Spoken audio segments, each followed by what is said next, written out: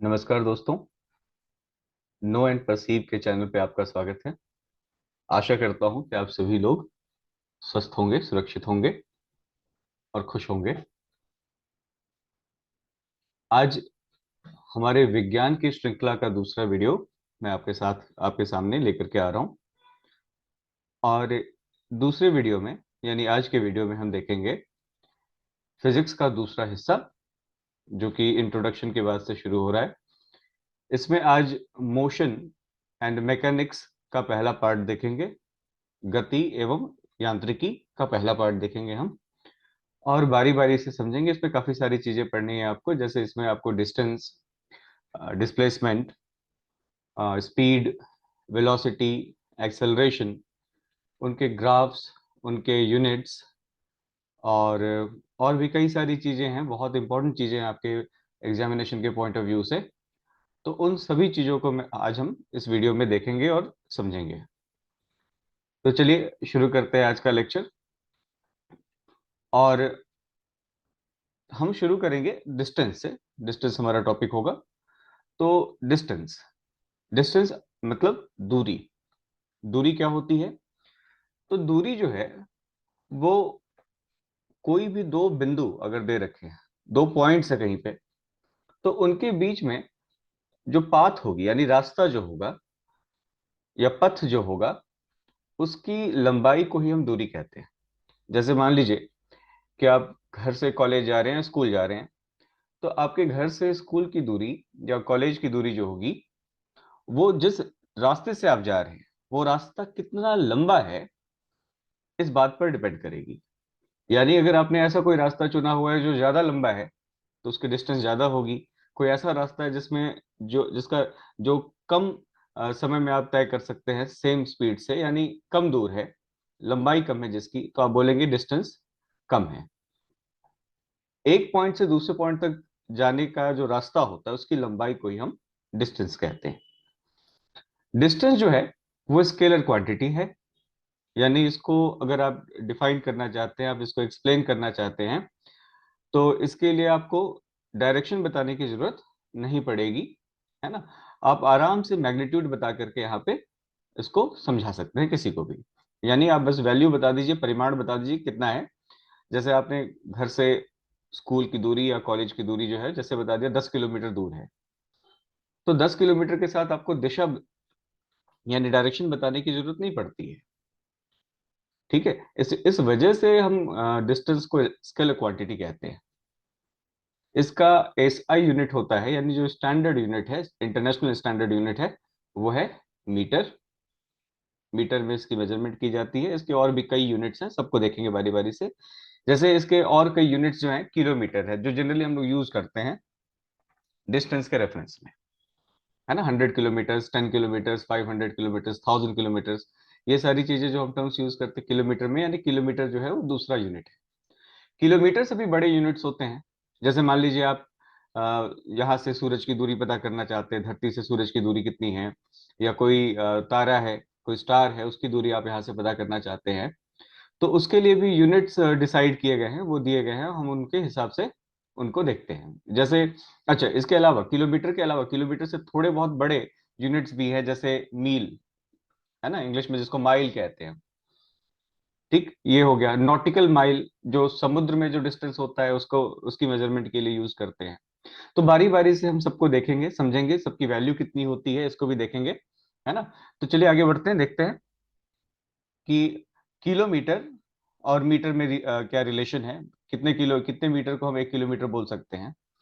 तो देखिए, जैसे 1 किलोमीटर जो है वो लगभग कितना आ जाता है, लगभग क्या, 1000 मीटर का 1 किलोमीटर होता है ना।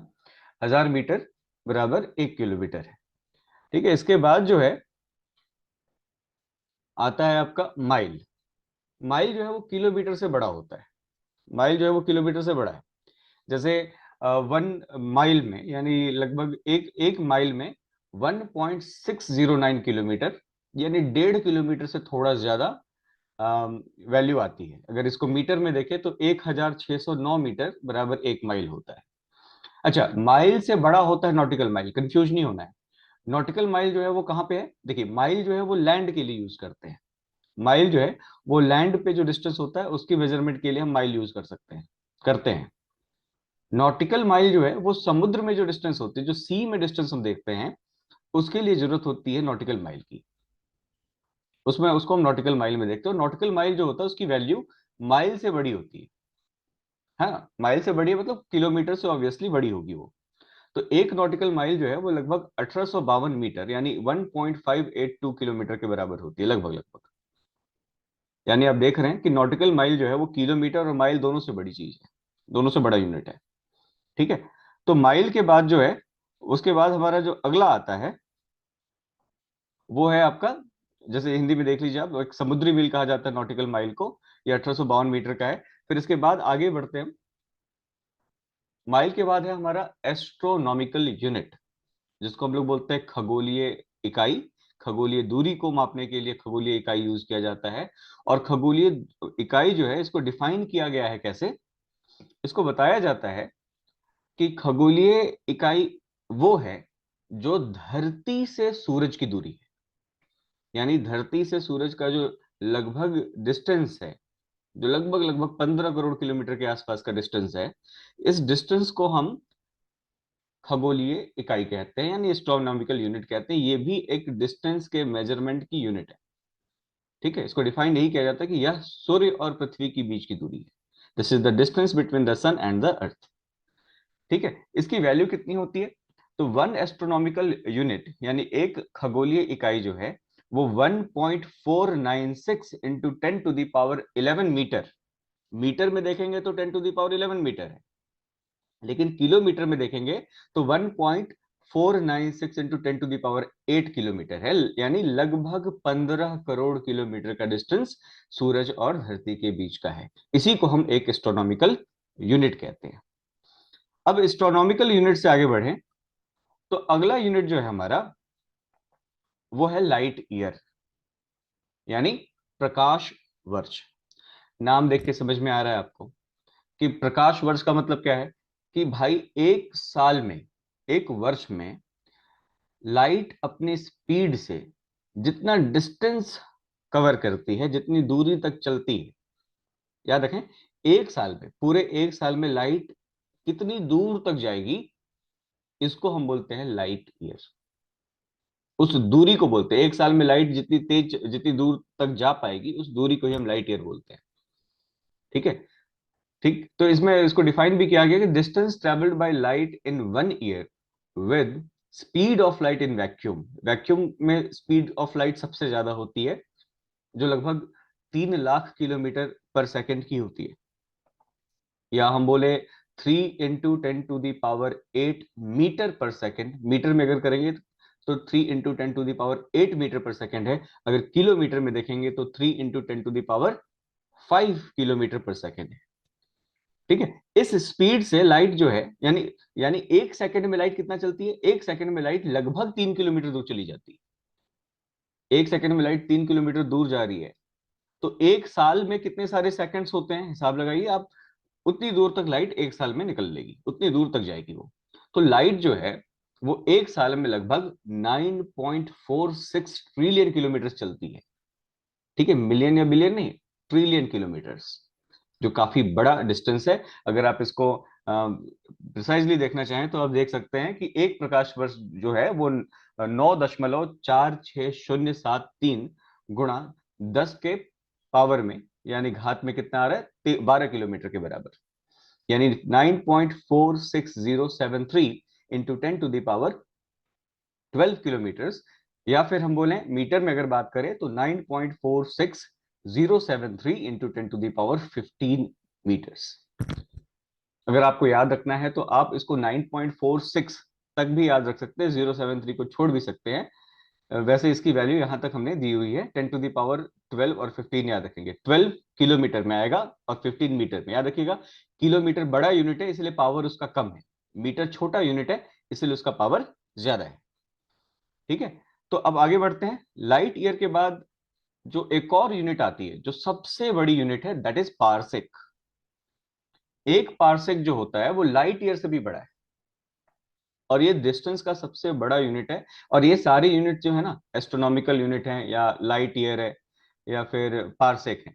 ये सारी डिस्टेंसेस, ये सारी दूरियां जो हैं, ये खगोलीय दूरी यानी एस्ट्रोनॉमिकल जो डिस्टेंस होते हैं उनके मेजरमेंट में काम आते हैं ये सारे यूनिट्स। यहाँ से आपको सूरज की दूरी पता करनी हो, या कोई दूर तारा है, कोई दूर किसी बहुत डिस्टेंस पे कोई स्टार है, उसका डिस्टेंस पता करना है, तो हम उसको पारसेक में बोलेंगे, क्योंकि किलोमीटर में इतनी बड़ी वैल्यू आ जाती है कि उसको लिखना आसान नहीं होता है। किलोमीटर बहुत छोटा यूनिट हो जाता है तारे ग्रह वगैरह के हिसाब से। कोई आकाश गंगा है, कोई गैलेक्सी है बहुत दूर, वहां तक अगर हमें देखना है तो हम पारसेक यूज करते हैं, लाइट ईयर यूज करते हैं, या एस्ट्रोनॉमिकल यूनिट यूज करते हैं। तो पारसेक जो है वो दूरी की सबसे बड़ी इकाई है, सबसे बड़ा डिस्टेंस होता है। और एक पारसेक जो है वो लाइट ईयर से भी बड़ा है। तो वन पारसेक की वैल्यू होती है 3.26 लाइट ईयर्स, यानी लाइट ईयर के मुकाबले 3.26 गुना ज्यादा बड़ा होता है पारसेक। एस्ट्रोनॉमिकल यूनिट में देखें तो 2,06,265 एस्ट्रोनॉमिकल यूनिट एक पारसेक के बराबर होता है। यानी धरती और सूरज के बीच में दूरी है, ऐसी मान लेते हैं कि लगातार एक के बाद एक सूरज रखते चले जाएं सेम डिस्टेंस पे, तो 2,06,265 सूरज दूर है एक पारसेक। एक पारसेक की दूरी 2,06,265 सूरज जितना दूर एक पारसेक कहलाता है। एक पारसेक की वैल्यू इतनी होती है। पारसेक सबसे बड़ा यूनिट है, लाइट ईयर से भी बड़ा यूनिट है। 3.26 लाइट ईयर के बराबर एक पारसेक होता है। अगर किलोमीटर में बात करें तो किलोमीटर में आप देख सकते हैं 3.09 into 10 to the power 13 kilometre एक पारसेक के बराबर आता है। ठीक है। ट्रिलियन में देखा था आपने, ट्रिलियन में क्या देखा था आपने? लाइट ईयर के डिस्टेंस को देखा था, 9.46 ट्रिलियन किलोमीटर था, यानी 10 टू दी पावर 12 आ रहा था। यहाँ पे 10 टू दी पावर 12 से ज्यादा है, 3 गुना, लगभग 3.25 गुना ज्यादा डिस्टेंस एक पारसेक का होता है। देखिए पारसेक जो है इस तरीके से हम देखते हैं। इसमें एक एंगल होता है जिसको बोलते हैं आर्क सेकंड। यहाँ पे आप देख सकते हैं आर्क सेकंड दिख रहा होगा आपको, ये रहा आर्क सेकंड। एक मिनट। हम्म ये आर्क सेकंड है। ये डिस्टेंस, ये जो है ना, ये एंगल आर्क सेकंड कहलाता है। ठीक है। और इसी आर्क सेकंड की हेल्प से हम पारसेक कैलकुलेट करते हैं। जैसे मान लीजिए कोई स्टार है, यहाँ पे कोई एक स्टार है, ये हमारा सूरज है, यहाँ से अर्थ है, तो ये ट्रिग्नोमेट्री के हेल्प से आर्क सेकंड यूज करते हुए हम डिस्टेंस यानी पारसेक को पता करते हैं। पारसेक यहाँ से निकलता है हमें। ठीक है। अब आगे बढ़ते हैं। पारसेक के बाद अगला जो हमारा टॉपिक है, अब हम चलते हैं डिस्टेंस। हमारा यहाँ तक कंप्लीट हो गया, डिस्टेंस के हमने सारे यूनिट्स देख लिए, डिस्टेंस स्केलर क्वांटिटी समझ लिया। अब इसके बाद अगला जो टॉपिक है वो है डिस्प्लेसमेंट। डिस्प्लेसमेंट अर्थात विस्थापन। ठीक है। तो डिस्प्लेसमेंट जो है वो एक तरह का डिस्टेंस ही होता है, लेकिन एक खास डिस्टेंस है। डिस्प्लेसमेंट जो है वो सबसे छोटा डिस्टेंस होता है। किसी भी दो पॉइंट्स के बीच में, किन्हीं दो बिंदुओं के बीच में जो सबसे छोटी दूरी होती है, जो स्ट्रेट दूरी होती है, वही दूरी डिस्प्लेसमेंट कहलाती है। ठीक है। तो डिस्प्लेसमेंट जो है एक वेक्टर क्वांटिटी, क्योंकि जो छोटी दूरी होती है उसको आप ना किसी भी डायरेक्शन में नहीं ले सकते। अलग अलग रास्ते नहीं होते सबसे छोटी दूरी की, एक ही रास्ता होगा उसका।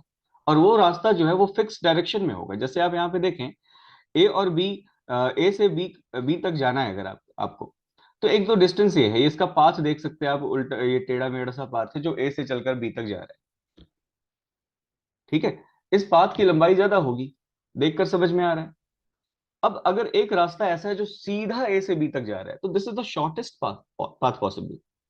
आप इससे छोटा पाथ, इससे छोटा रास्ता ए से बी तक जाने का नहीं बना सकते। आप थोड़ा सा भी डायरेक्शन को चेंज करेंगे, आप मान लीजिए इधर चले जाते हैं, इधर निकल गए, या इधर चले जाते हैं आप, तो आप बी तक सबसे छोटे डिस्टेंस को कवर करते हुए नहीं पहुंच पाएंगे। इसीलिए डिस्प्लेसमेंट यानी विस्थापन जो है इसका सबसे छोटा रास्ता होता है। और इसीलिए वेक्टर क्वांटिटी, क्योंकि इसका डायरेक्शन फिक्स है, आप अलग अलग डायरेक्शन में विस्थापन यानी डिस्प्लेसमेंट को नहीं ले सकते। इसीलिए डिस्प्लेसमेंट एक सदिश राशि है। डिस्प्लेसमेंट की सारी यूनिट्स वही होते हैं जो डिस्टेंस के होते हैं, क्योंकि है तो लंबाई ही, है तो दूरी ही है। तो जो जो यूनिट आप डिस्टेंस में देखते हैं वो सारी यूनिट्स जो होते हैं वो डिस्प्लेसमेंट में आ जाते हैं। डिस्प्लेसमेंट के भी सेम यूनिट होते हैं, मीटर किलोमीटर जो भी आपने देखा है पहले। इसके बाद आगे बढ़ते हैं। इसके बाद बारी आती है स्पीड की। स्पीड यानी गति। देखिए, गति कब आती है? गति तब आती है जब कोई ऑब्जेक्ट यानी कोई वस्तु एक स्थान से दूसरे स्थान तक जा रही होती है। एक जगह से चलकर दूसरी जगह तक कोई ऑब्जेक्ट जा रही है, हम उसको बोलते हैं कि वो गति में है ना। तो जब कोई कोई भी वस्तु, कोई भी ऑब्जेक्ट एक जगह से दूसरी जगह जा रही होगी, तो उसमें क्या होगा? वो कुछ डिस्टेंस कवर करेगी, कुछ दूरी चलेगी, दूरी में परिवर्तन होगा उसका। और वो परिवर्तन करने में कुछ ना कुछ समय लगेगा, क्योंकि दुनिया में, इस दुनिया में जितने भी परिवर्तन होते हैं सब में कुछ ना कुछ समय लगता है। चाहे वो समय बहुत ही छोटा सा क्यों ना हो, लेकिन बिना समय के बदले, बिना समय के को चेंज किए, बिना टाइम को चेंज किए आप कोई भी परिवर्तन, कोई भी चीज को आप चेंज नहीं कर सकते। तो अगर डिस्टेंस चेंज करना है तो डिस्टेंस चेंज कीजिएगा आप, तो उसमें भी टाइम लगेगा। और जितने तेजी से डिस्टेंस चेंज होता है, यानी जितने तेजी से डिस्टेंस बढ़ता है या जितने तेजी से डिस्टेंस को घटाया जाता है, अगर आप कहीं दूर जा रहे हैं तो डिस्टेंस बढ़ेगा, पास आ रहे तो डिस्टेंस घटेगा टाइम के साथ। तो वही, यही डिसाइड करता है कि स्पीड कितनी है। अगर जल्दी जल्दी डिस्टेंस आप पूरा कर ले रहे हैं तो आपकी स्पीड ज्यादा होगी, धीरे धीरे डिस्टेंस कवर कर रहे हैं तो आपकी स्पीड कम होगी। ठीक है, इसलिए बोला गया था rate of change of distance with respect to time is called speed, यानी समय के सापेक्ष दूरी में परिवर्तन की दर को गति कहते हैं। समय के साथ परिवर्तन हो रहा है, इस बात का ध्यान रखना है। इसलिए यहां पे फॉर्मूला भी बनता है आपका, speed equals to distance upon time, यानी गति बराबर दूरी बटा समय। अब स्पीड जो है वो कैसा यूनिट है भाई? तो स्पीड भी एक स्केलर क्वांटिटी है। स्पीड जो है, देखिए, डिस्टेंस के चेंज को हम स्पीड बोलते हैं। डिस्टेंस खुद भी एक स्केलर क्वांटिटी है, तो स्पीड भी एक स्केलर क्वांटिटी है, एक अदिश राशि है। इसके लिए भी आपको डायरेक्शन बताने की जरूरत नहीं पड़ेगी। स्पीड के लिए डायरेक्शन डिफाइन करने की जरूरत नहीं पड़ती, वो डायरेक्शन के बिना भी बताया जा सकता है। जैसे आप बोल रहे हैं, जैसे मान लीजिए कोई ऑब्जेक्ट है, वो चल रहा है 5 मीटर पर सेकंड से। एस आई यूनिट जो होता है ना स्पीड का, जो स्टैंडर्ड यूनिट होता है स्पीड का, गति का, जो एस आई इकाई है वो है मीटर पर सेकंड, यानी मीटर प्रति सेकंड, है ना। तो सेकंड के साथ मीटर कितना बदल रहा है, यही स्पीड है। तो जैसे अगर आपने, आपसे, आपको किसी ने बोला कि कोई ऑब्जेक्ट है, कोई वस्तु है, या कोई गाड़ी है, मान लेते हैं कोई गाड़ी है, कोई कार है, वो 1 सेकंड में 10 मीटर चल रही है, तो इसका मतलब उस कार की स्पीड यानी रफ्तार या गति 10 मीटर पर सेकंड की हुई। 10 मीटर पर सेकंड उसकी स्पीड हो गई। ठीक है, अगर किलोमीटर में बात करेंगे तो किलोमीटर थोड़ा बड़ा यूनिट है। किलोमीटर में क्या आएगा? जैसे हम जनरली जो यूज करते हैं 60 किलोमीटर पर सेकंड पर आवर, 1 घंटे में 60 किलोमीटर चल रहा है, तो 60 किलोमीटर पर आवर बता दिया हमने। ठीक है, तो इसके अलावा और भी कई यूनिट्स होते हैं स्पीड के, जैसे नॉट। नॉट जो है वो नॉटिकल माइल के हिसाब से डिफाइंड एक यूनिट है। ठीक है, नॉट जो है वो स्पीड का क्या है, स्पीड को नॉटिकल माइल में लिया, सॉरी, डिस्टेंस को नॉटिकल माइल में लिया जाता है। तो एक नॉटिकल माइल अगर 1 घंटे में कवर किया जा रहा है, अगर कोई भी वस्तु 1 घंटे में, 1 नॉटिकल माइल, नॉटिकल माइल आपने देखा था, है ना, 1.8 के अप्रोक्स था, है ना। तो अगर कोई ऑब्जेक्ट 1.8 किलोमीटर के आसपास 1 घंटे में कवर कर रही है, 1 नॉटिकल माइल 1 घंटे में कवर कर रही है, तो हम उसकी स्पीड को बोलेंगे 1 नॉट की स्पीड, 1 नॉट। यहाँ पे आप देख रहे हैं वैल्यू, 1 नॉट की स्पीड कितनी है किलोमीटर में देखा जाए तो 1 knot equals to 1.852 kilometre per hour, या 1 नॉट इक्वल्स टू 1.1852 मीटर, यानी 1852 मीटर पर आवर। 1852 मीटर पर सेकेंड पर आवर की स्पीड को हम 1 नॉट कहते हैं। ठीक है, तो जो बोट वगैरह चलती है उसको हम बोट हो गया या कोई शिप है जो पानी में चल रहा है, पानी में उसको डिस्टेंस ट्रेवल करना है, तो उसकी स्पीड को हम नॉट में मेजर करते हैं। ठीक है, तो अब नॉट हमने देखा। नॉट के बाद अगला यूनिट जो है हमारा, वो भी उस पे भी आते हैं। अगला यूनिट ये भी बहुत इंपॉर्टेंट यूनिट है और आपके परीक्षा के पॉइंट ऑफ व्यू से भी बहुत इंपॉर्टेंट है, मैक। मैक जो है वो स्पीड का वो यूनिट है जो साउंड के स्पीड के साथ रिलेटेड है। ध्वनि के स्पीड के साथ, ध्वनि के गति के साथ जो संबंधित स्पीड है वो है मैक। कहते हैं कि Mach is the unit use to measure the supersonic speed. Supersonic speed का मतलब क्या होता है, जिसको हम हिंदी में बोलते हैं पराध्वनिक। परा मीन्स ज्यादा, सुपर मीन्स भी जैसे ज्यादा होता है, परा मीन्स ज्यादा, ध्वनिक यानी ध्वनि की गति से ज्यादा, ध्वनि से ज्यादा, यानी जो स्पीड साउंड की स्पीड से ज्यादा होती है उसको सुपरसोनिक स्पीड कहते हैं। तो सुपरसोनिक स्पीड कोई भी, जैसे बहुत सारे ऐसे एरोप्लेन्स होते हैं जो जेट जेट प्लेन्स होते हैं, फाइटर प्लेन्स जो होते हैं, उनकी स्पीड साउंड की स्पीड से भी ज्यादा होती है। रॉकेट्स जो होते हैं उनकी स्पीड साउंड की स्पीड से ज्यादा होती है। तो उनकी स्पीड को हम मैक में मेजर कर सकते हैं, उनको मापा जा सकता है मैप में। ठीक है, तो अगर मैक की बात करें हम, तो एक मैक जो है वो, देखिए ध्यान रखिएगा, साउंड की स्पीड की हम बात करें तो साउंड की स्पीड हवा में लेनी है ना, ध्वनि की गति जो है वो हवा में होनी चाहिए। तो एक मैक जो होता है वो हवा में जो स्पीड होगी साउंड की उसके बराबर होगा। जैसे यहाँ पे देखिए, 1225.1 किलोमीटर पर आवर साउंड की स्पीड हवा में 1225.1 किलोमीटर पर प्रति घंटे की होती है। या मीटर में बात करें तो 340.3 मीटर पर सेकंड की होती है। लगभग लगभग 340 मीटर पर सेकंड की स्पीड है। अगर कोई ऑब्जेक्ट इस स्पीड से चल रहा है तो हम बोलेंगे उसकी स्पीड 1 मैक की है। ठीक है, अच्छा, मैक के कुछ कैटेगरी है। जैसे अगर मान लेते हैं कि वैल्यू जो है वो स्पीड की वो 1 मैक से कम है, तो उसको हम सब सोनिक स्पीड कहते हैं, यानी अवध्वनिक गति कहते हैं। अगर स्पीड किसी भी वस्तु की गति अगर 1 मैक के बराबर है तो उसको हम ट्रांससोनिक कहते हैं। देखिए ठीक बराबर है, बिल्कुल बिल्कुल बराबर बराबर है, यानी ऑब्जेक्ट साउंड की स्पीड से ही चल रहा है। ध्वनि की स्पीड जितनी है उतनी ही उस वस्तु की स्पीड है। दोनों अगर बराबर गति से चल रहे हैं तो हम गति को उस उस गति को हम क्या बोलेंगे, आध्वनिक गति कहेंगे, ट्रांससोनिक कहेंगे।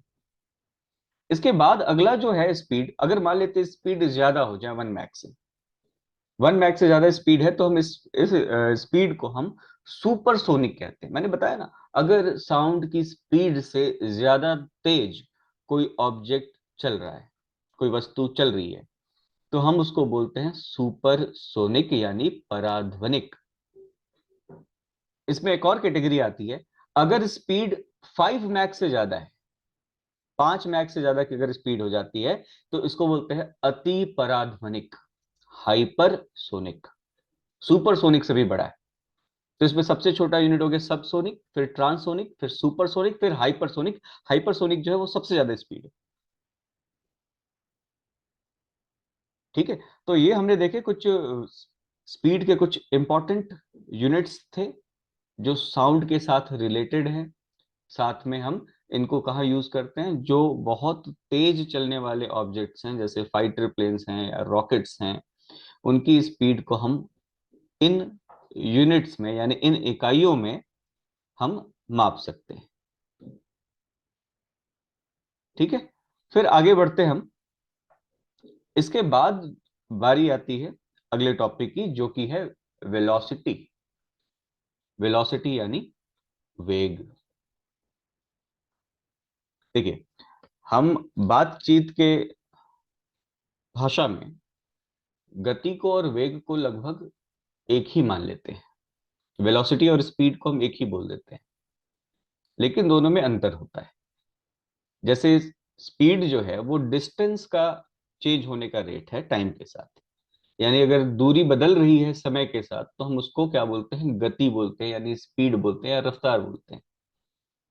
लेकिन वेलोसिटी जो है वो डिस्प्लेसमेंट के चेंज का रेट है।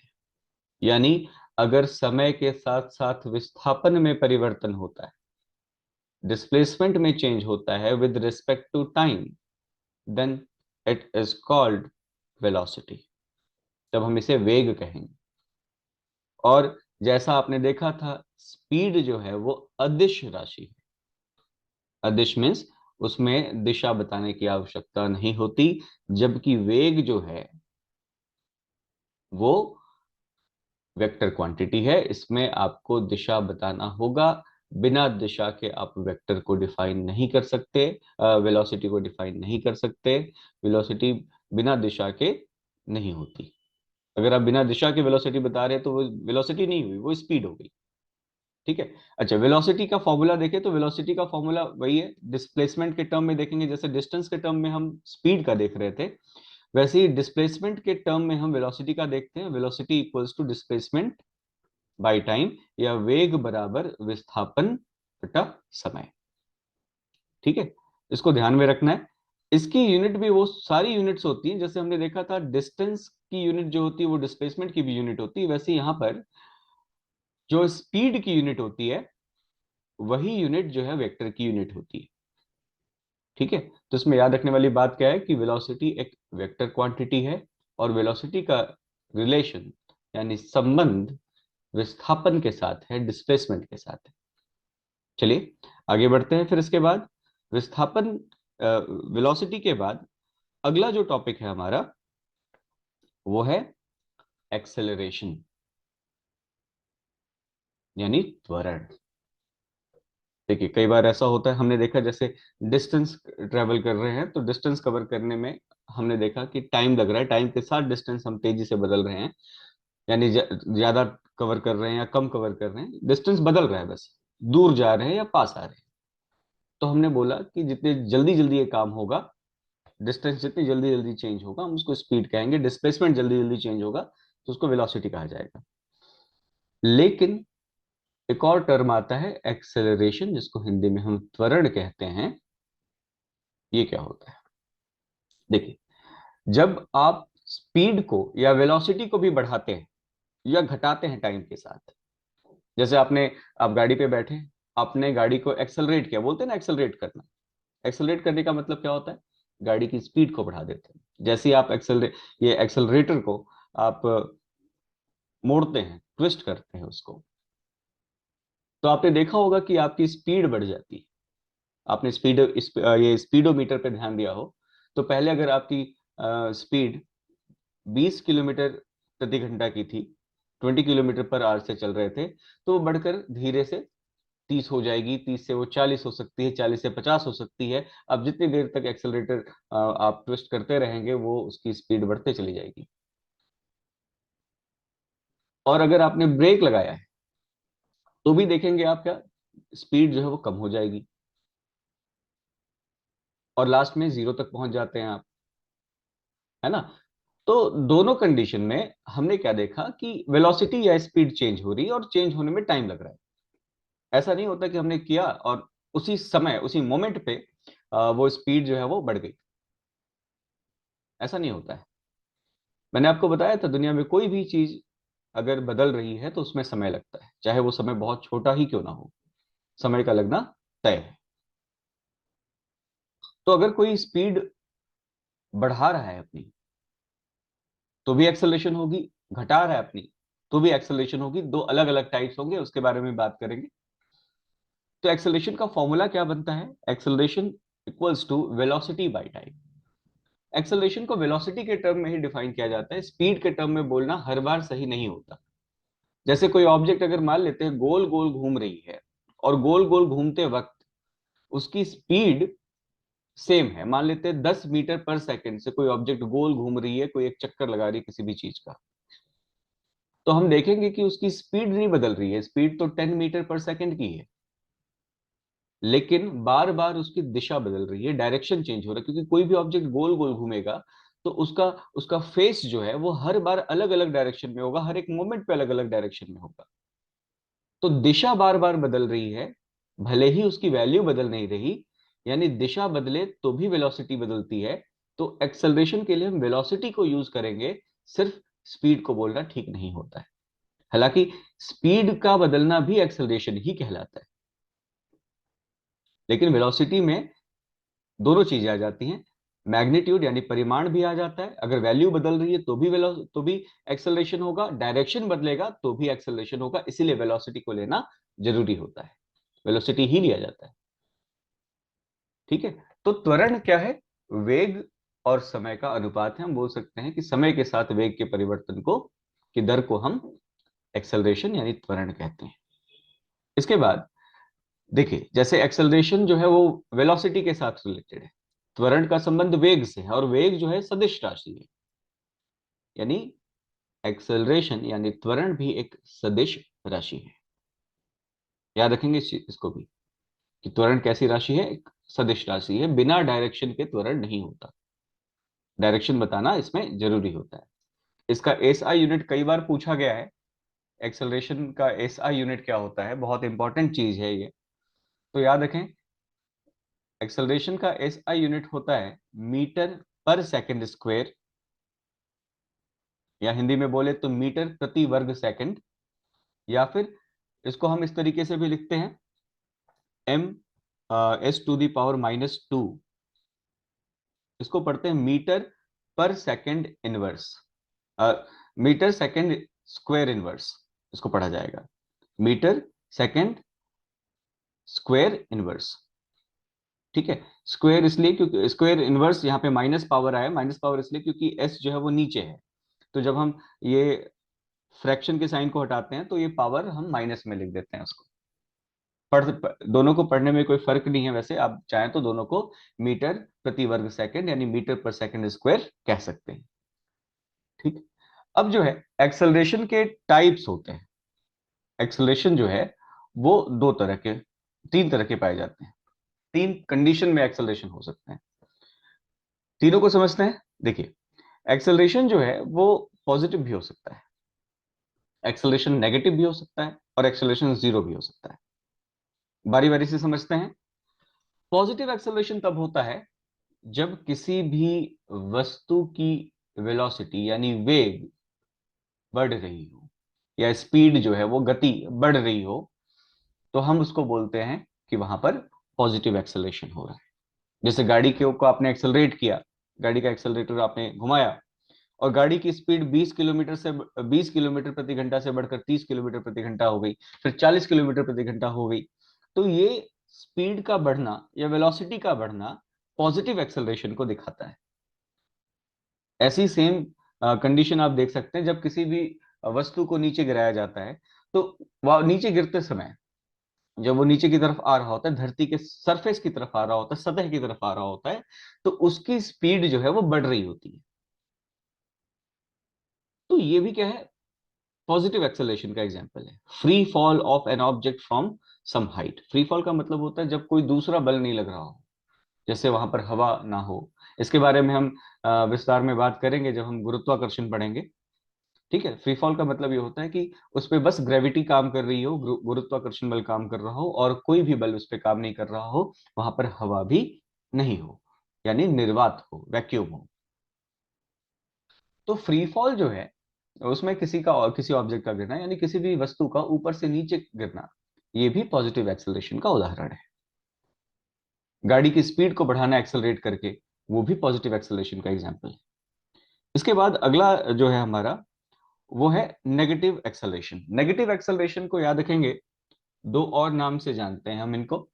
नेगेटिव एक्सेलरेशन को हम रिटार्डेशन भी कहते हैं, और डिसेलरेशन के नाम से भी जाना जाता है। तो नेगेटिव एक्सेलरेशन यानी ऋणात्मक त्वरण, इसको हम हिंदी में मंदन कहते हैं। रिटार्डेशन और डिसेलरेशन दोनों के लिए मंदन शब्द आता है। मंदन आप नाम से समझ रहे हैं, मंदन मीन्स मंद होना, मंद मीन्स धीरे होना। जब कोई ऑब्जेक्ट, किसी भी ऑब्जेक्ट की स्पीड धीरे होने लग जाती है, कम होने लग जाती है, स्लो होने लग जाती है, तो हम बोलते हैं वहां पर नेगेटिव एक्सेलरेशन काम कर रहा है। जैसे अगर आपने गाड़ी में ब्रेक लगाया है तो गाड़ी रुक रही है, तो उसकी स्पीड क्या होती, कम होती। जैसे अगर आप 50 किलोमीटर प्रति घंटे की रफ्तार से गाड़ी चला रहे थे, आपने ब्रेक अप्लाई किया, तो आपने देखा धीरे धीरे 50 से 40, 40 से 30, 30 से 20, 20 से 10। अगर गाड़ी रोकनी है तो आपने ब्रेक लगाए रखा हुआ है, और गाड़ी धीरे से क्या होगी, जीरो पर आ जाएगी और गाड़ी एक जगह स्थिर हो जाएगी। तो ब्रेक लगाने से गाड़ी की स्पीड कम हो जाती है, ये भी नेगेटिव एक्सेलरेशन का एक उदाहरण है। या इसका एक और उदाहरण ले लेते हैं। जैसे मान लेते हैं कि एक बॉल को हमने एक सरफेस पे, एक सतह पर लुढ़का दिया है। आपने देखा होगा जब फुटबॉल या किसी क्रिकेट के बॉल को या टेनिस बॉल को हम जब सरफेस पे लुढ़काते हैं, तो थोड़ी दूर चलने के बाद वो गेंद यानी बॉल रुक जाती है। उसका रुकना क्यों हुआ? क्योंकि सतह यानी सरफेस में एक बल काम करता है, जो कि उसकी गति को कम करने की कोशिश करता है, जिसको हम बोलते हैं फ्रिक्शन या घर्षण, जो उसको रोकना चाहती है। तो रोकने के लिए उसने क्या किया, उसकी स्पीड को धीरे धीरे उल्टे दिशा में लग करके और उसकी स्पीड को यानी वेलोसिटी को या स्पीड को कम करना शुरू कर दिया, और अंततः वो बॉल रुक जाती है। अब नेगेटिव एक्सेलरेशन के बाद हम आगे बढ़ते हैं जीरो एक्सेलरेशन की तरफ। देखिए, जीरो एक्सेलरेशन जो है वो तब होता है जब वेलोसिटी बदल ही नहीं रही होती, जब वेग में कोई परिवर्तन नहीं होता, वेग जो है वो स्थिर है, कोई चेंज नहीं है, कांस्टेंट वेलोसिटी है, तो हम बोलते हैं कि त्वरण वहां पर शून्य होगा। जैसे अगर मान लेते हैं आप गाड़ी चला रहे हैं, आपकी गाड़ी की स्पीड जो है वो एक समय पर 40 किलोमीटर प्रति घंटा की है, और आप 40 किलोमीटर प्रति घंटा की स्पीड से ही चले जा रहे हैं। आपने कोई भी परिवर्तन नहीं किया अपने स्पीड में, तो उस समय हम बोलेंगे कि आपका एक्सेलरेशन, आपकी गाड़ी का एक्सेलरेशन जीरो है।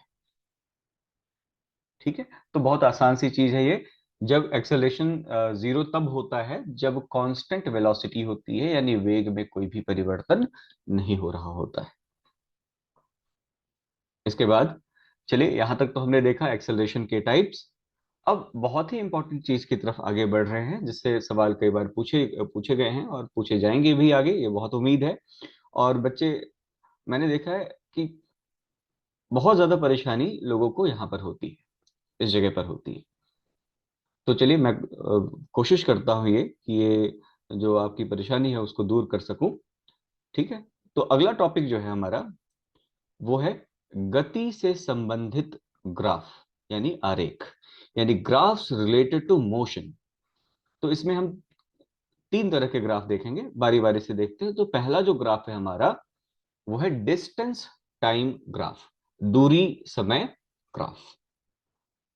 दूरी समय ग्राफ का मतलब क्या है कि आप देखें, इस ग्राफ में वर्टिकल एक्सिस पर, यानी जो लंब अक्ष है, जो ऊपर की तरफ एक्सिस गया हुआ है, यानी अक्ष जो ऊपर की तरफ गया हुआ है, उस पर डिस्टेंस लिखा गया है। और जो नीचे हॉरिजॉन्टल है, उसमें आप देख रहे हैं क्या, क्षैतिज जिसको बोलते हैं, वो क्या है, उस पर समय लिखा गया है। या हम बोल सकते हैं इसको, जो मैथ्स जानते हैं वो उसको समझेंगे, ये वाई एक्सिस है और ये क्या है, एक्स एक्सिस है। जो वाई एक्सिस पे डिस्टेंस और समय को हम एक्स एक्सिस पे लिखते हैं, तो उसको हम कहते हैं डिस्टेंस टाइम ग्राफ। और यहाँ पे ग्राफ में आप देख रहे हैं कि ये जो आप लाइन देख रहे हैं, स्ट्रेट लाइन जो आपको दिखाई दे रही है, जो यूं गई हुई है ऊपर तक, ये बताती है गति को, ये मोशन को बताती है। ठीक है, और यहाँ पे आप एंगल देख रहे हैं, यहाँ पे थीटा एंगल दिखाया गया है। थीटा क्या है, एंगल है। ये एंगल किसके साथ बना है, ये हॉरिजॉन्टल लाइन के साथ बना है। ठीक है, तो इसका क्या, ये क्या बताता है, इस ग्राफ से हम क्या समझ सकते हैं, या ये ग्राफ हमें क्या देता है, इसके बारे में हम जानते हैं। देखिए, ये एंगल दिया हुआ है, ये एंगल ढलान को बताता है। इसको हम बोलते हैं डिस्टेंस टाइम ग्राफ का slope, slope of distance time graph. और डिस्टेंस टाइम ग्राफ का स्लोप अगर आप पता करें तो यहां से आपको स्पीड मिलती है। ये कई बार पूछा गया है कि स्लोप जो होता है, डिस्टेंस टाइम ग्राफ का स्लोप हमें क्या देता है, तो डिस्टेंस टाइम ग्राफ का स्लोप हमें स्पीड देता है। वही अगर डिस्प्लेसमेंट टाइम ग्राफ रहेगा, डिस्प्लेसमेंट टाइम ग्राफ भी सेम ही रहता है, ऐसे ही रहेगा, ठीक है। तो डिस्प्लेसमेंट टाइम ग्राफ का जो स्लोप होगा वो आपको स्पीड की जगह वेलोसिटी देगा, यानी आपको वेग देगा, गति नहीं देगा, हम उसको वेग बोलेंगे। डिस्टेंस टाइम का ग्राफ आपको स्पीड या गति देता है। स्लोप होता क्या है इसको भी समझेंगे, देखिएगा।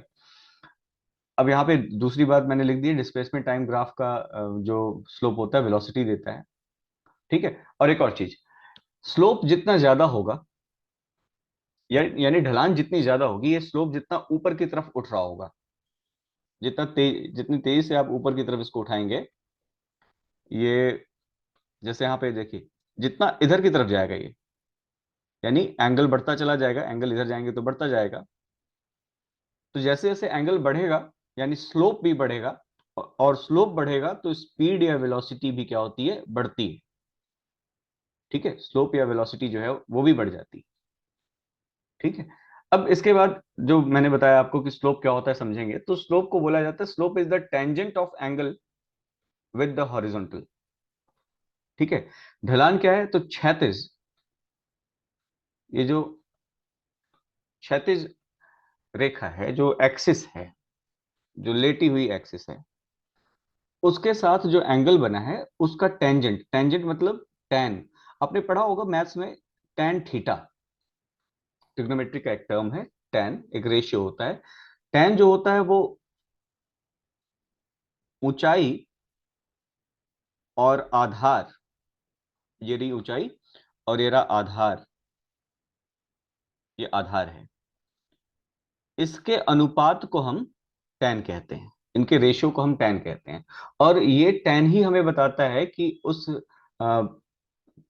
वो जो लाइन है, वो पर्टिकुलर लाइन जो है उसका स्लोप कितना है, ठीक है।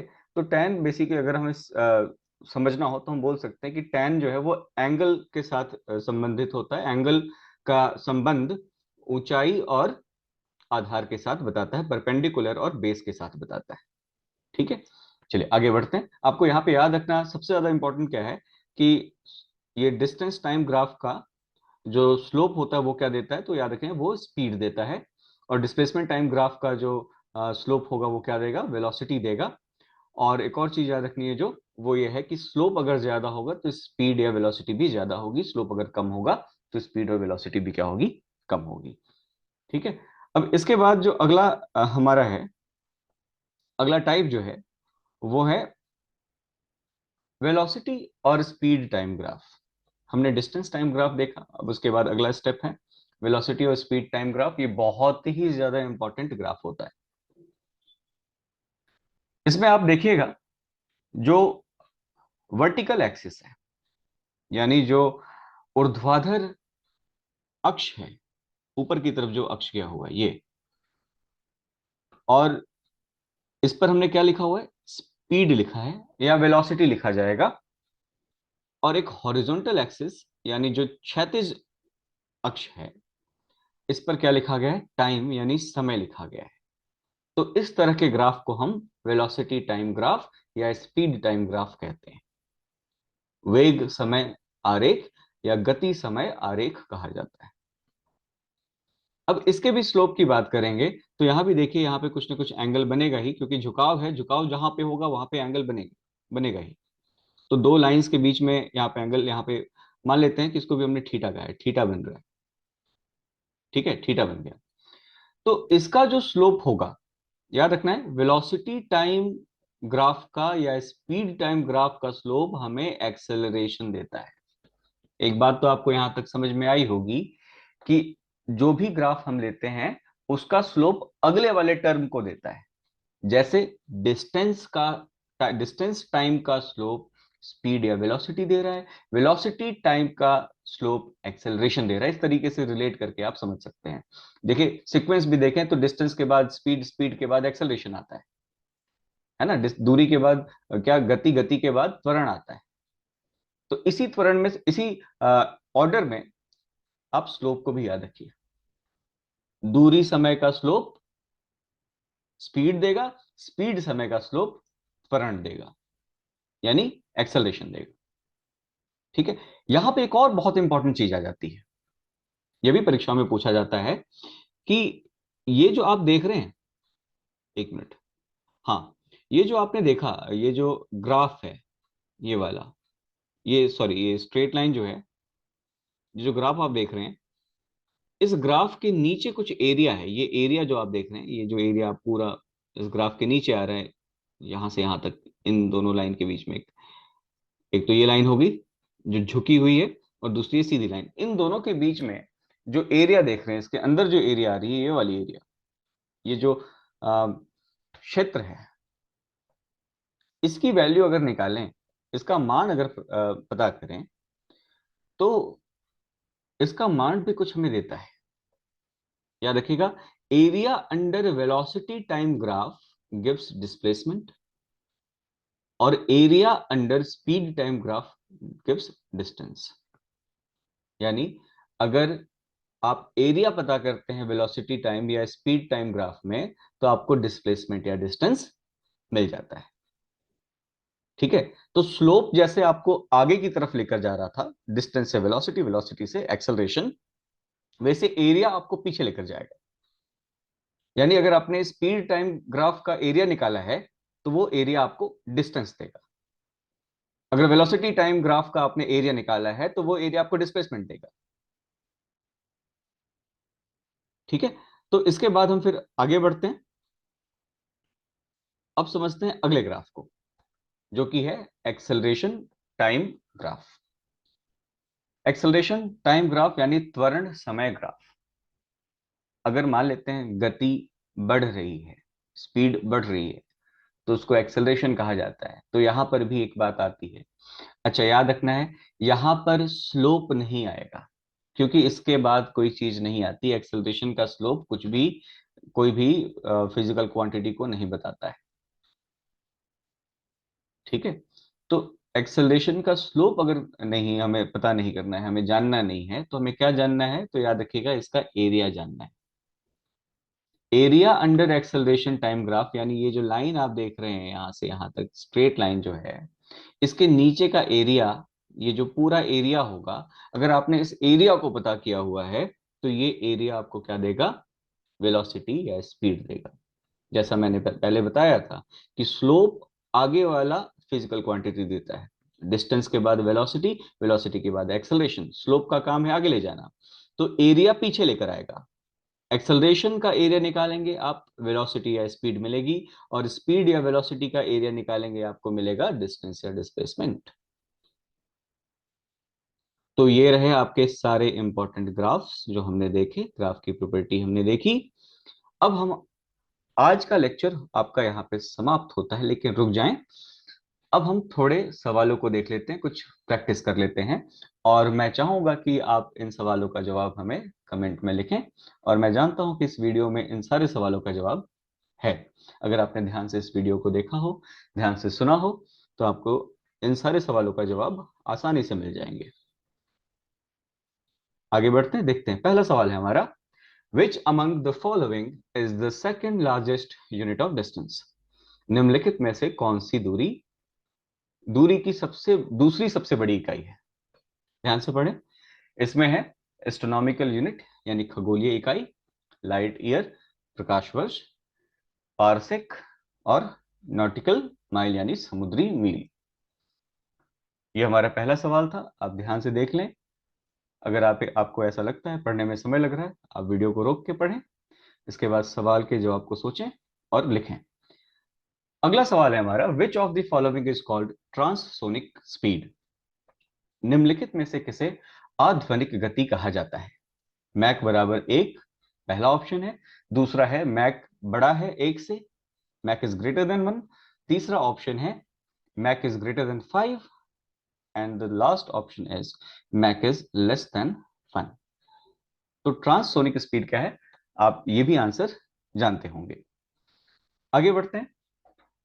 Area under acceleration time graph gives, यानी त्वरण समय ग्राफ के अंतर्गत क्षेत्र देता है। क्या क्षेत्र, वो क्या देता है? तो पहला ऑप्शन है वेलोसिटी, डिस्टेंस, डिस्प्लेसमेंट, एक्सेलरेशन, यानी वेग, दूरी, विस्थापन, त्वरण। इनमें से कौन सा ऑप्शन सही है? आप देखें, आपने अभी सुना है, आप आराम से इसका जवाब दे पाएंगे। आगे बढ़ते हैं। Slope of velocity time graph gives, ये भी आप बहुत आसानी से दे सकते हैं। वेग समय ग्राफ का ढलान क्या देता है, स्लोप पूछा गया है, तो इसका जवाब भी आप आराम से आसानी से दे सकते हैं। और इसके बाद अगला सवाल है आपके लिए, area of velocity time graph gives, यानी वेग समय ग्राफ का क्षेत्रफल क्या देता है? इन चार ऑप्शंस में से कोई भी एक ऑप्शन सही है, आप उनको चुनें, आप बताएं। इसके बाद जो लास्ट क्वेश्चन है आपके लिए वो है ये, which one of the following is a pair of scalar quantities, यानी आपसे पूछा जा रहा है निम्नलिखित में से कौन सा अदिश राशियों का युग्म है। यानी दोनों आपसे पूछा जा रहा है, दोनों कौन से ये कौन सा इसमें पेयर है जिनमें दोनों स्केलर क्वांटिटी यानी अदिश राशियां हैं।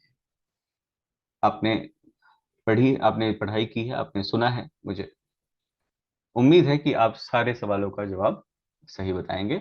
आप कमेंट सेक्शन में लिखें। फिर मिलेंगे अगले वीडियो में, हम दूसरे पार्ट के साथ मिलेंगे जिसमें हम लॉज ऑफ मोशन यानी गति के नियम को समझेंगे। बहुत ही महत्वपूर्ण टॉपिक है और हम आगे इस तरीके से इस श्रृंखला को बढ़ाएंगे। विदा लेते हैं, बहुत बहुत धन्यवाद आपका।